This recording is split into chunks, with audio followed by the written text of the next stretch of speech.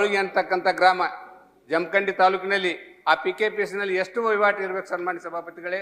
50 ಕೋಟಿ ರೂಪಾಯಿ ರೈತರು ಅಲ್ಲಿ FD ಇಟ್ಟಿದ್ದಾರೆ PKPS ನಲ್ಲಿ. 50 ಕೋಟಿ ರೂಪಾಯಿ. ನ್ಯಾಷನಲೈಸ್ ಬ್ಯಾಂಕ್ನಲ್ಲಿ 50 ಕೋಟಿ ರೂಪಾಯಿ ಇಲ್ಲ.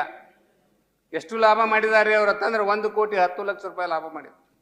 ಒಂದು ಸಾಮಾನ್ಯ PKPS 1 ಕೋಟಿ 10 ಲಕ್ಷ ರೂಪಾಯಿ ಲಾಭ ಗಳಿಸಿದೆ.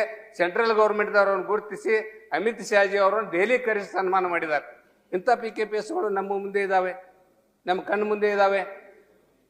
ನಾವೆಲ್ಲರೂ ಕೂಡ ಗಮನಿಸಬೇಕು. ಅಂಥವ್ರು ನಾವು ಪ್ರಶಂಸೆ ಮಾಡಬೇಕು, ಅಂಥವ್ರಿಗೆ ಪ್ರೋತ್ಸಾಹ ಮಾಡಬೇಕು. ಅವ್ರ ಆಡಳಿತ ವ್ಯವಸ್ಥೆಯನ್ನು ನಾವು ಇನ್ನೊಂದು ಬ್ಯಾಂಕಿಗೆ ಅನುಕರಣೆ ಮಾಡ್ತಕ್ಕಂಥ ಕೆಲಸ ಆಗಬೇಕು.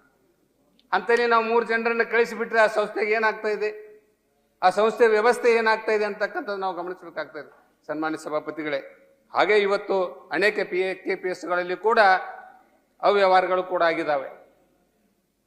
64 ಎನ್ಕ್ವೈರಿ ಆಗಿದ್ದಾವೆ. 64 ಎನ್ಕ್ವೈರಿಯಲ್ಲಿ ತಪ್ಪಿತಸ್ಥರ ಕಂಡು ಹಿಡಿದಿದ್ದಾರೆ. ತಪ್ಪಿತಸ್ಥರ ಆಸ್ತಿಗಳು ಕೂಡ ಮುಟ್ಟುಗೋಲು ಹಾಕುವಂಥ ವ್ಯವಸ್ಥೆ ಆಗಿದೆ.